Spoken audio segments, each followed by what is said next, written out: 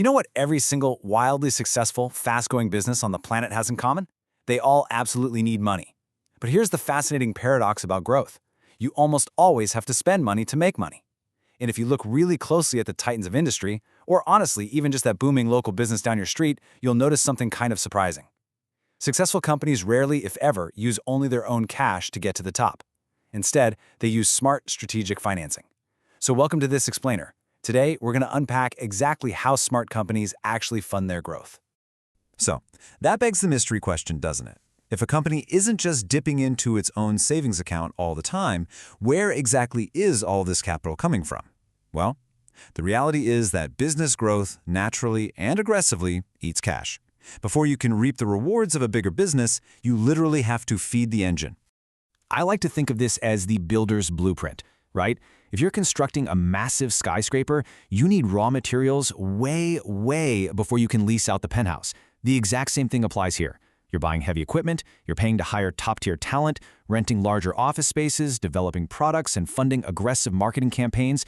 Every single one of those items requires massive upfront capital, long before it generates even a single dollar of return for you. Which brings us to the core of today's topic. What we're really talking about here is business finance, and that's simply the process of managing and raising money to operate and grow a company. It's not just about surviving month to month, it's about finding the right suppliers of capital so you can really thrive. It is absolutely the lifeblood of corporate expansion. Here is our agenda for today's explainer. 1. The cost of growth. 2. Funding from within. 3. Borrowing pros and cons.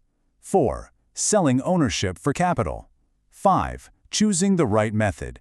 And finally, 6. Managing long-term risks.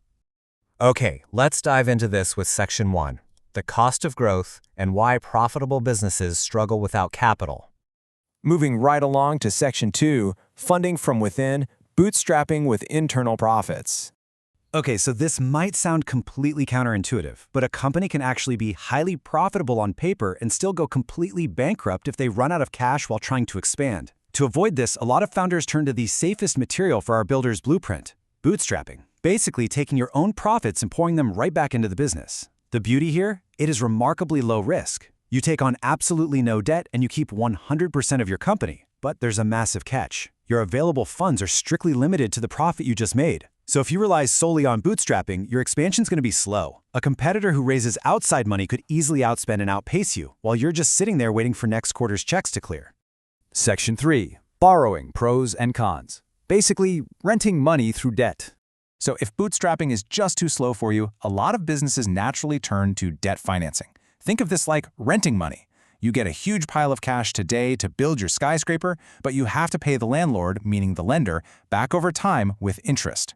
Common sources are traditional banks, credit unions, government-backed loan programs, and for the really big players, corporate bonds. Now, the massive advantage here is control. You're borrowing their money, but they don't get a say in how you run your company, and you don't give up a single drop of ownership. Plus, in a lot of places, the interest you pay can actually be tax-deductible.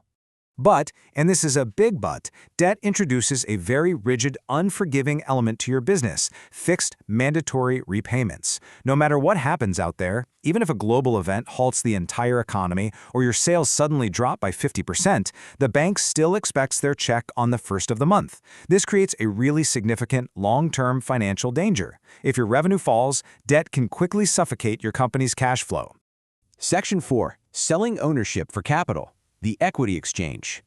Now, what's really interesting about this slide is that it perfectly illustrates the ultimate trade-off in business finance. With debt, you keep full control of your kingdom, but you carry the heavy weight of fixed monthly repayments. With equity, on the other hand, it's like slicing up your company like a pie. Instead of getting a loan, you sell a piece of your business to an investor. The upside? There are absolutely no mandatory monthly repayments. If you have a terrible month, well, your investor suffers right along with you. But to avoid that financial risk, you're introducing operational risk. You give up partial control, decision-making power, and a permanent slice of all your future profits. When you bring on partners like this, it forces a really tough rhetorical calculation. Ask yourself, would you rather own 100% of a small, local business, or maybe 80% of a massive, globally successful one? That is the foundational choice every ambitious founder makes when they decide to surrender a piece of the pie to venture capital or angel investors. In this equity exchange usually plays out over a pretty predictable timeline. Early on, angel investors, who are often just wealthy individuals, provide that initial seed money to get you off the ground. Then, as you scale into a high-growth stage, professional venture capital firms step in with much, much larger war chests. Both of these groups are taking on immense risk, right? So in return, they demand explosive growth and significant financial returns. Of course, modern technology has given us a fascinating wild card here: crowdfunding. This is a brilliant two-for-one tool. First, it lets you raise capital by collecting small amounts of money from thousands of everyday people online. But second, and honestly, this might be even more important, it acts as a real-world test. It critically validates market demand before you ever actually launch the product. I mean, if people are willing to fund your idea online, you already know you have a customer base just waiting for you. Section 5. Choosing the right method. Building your custom financial foundation. So, let's focus in on this because it is absolutely crucial. The absolute truth of business finance is that no single method is perfect. There's just no universal magic bullet. The most elite, successful companies rarely stick to just one way of doing things. They might bootstrap early on, take on an angel investor for their first big launch, secure a bank loan for physical equipment, and then raise venture capital to scale globally. Choosing the best funding method is all about strategically layering these tools to construct the ultimate blueprint for your specific business. And this brilliantly illustrates exactly how founders go about layering those tools. They rely on a decision matrix. You have to ruthlessly balance these variables. Look at your size and industry. A software startup usually thrives on equity, while an asset-heavy factory might lean heavily on equipment loans. You have to align with your goals, too. Do you want stable, steady growth, or are you going for hyper-aggressive expansion? Most importantly, you really must be brutally honest about your cash flow's ability to survive debt and your own personal risk tolerance. Ask yourself, are you more comfortable losing a boardroom vote to an investor or carrying a heavy debt burden entirely on your own shoulders? Finally, Section 6. Managing long-term risks and understanding the true cost of capital. Let's really zero in on this, because securing the money, that is only half the battle. The true cost of that money reveals itself over the next decade. Surviving means recognizing that finance is a strategic weapon, not just a lifeline. Managing long-term risks is all about timing.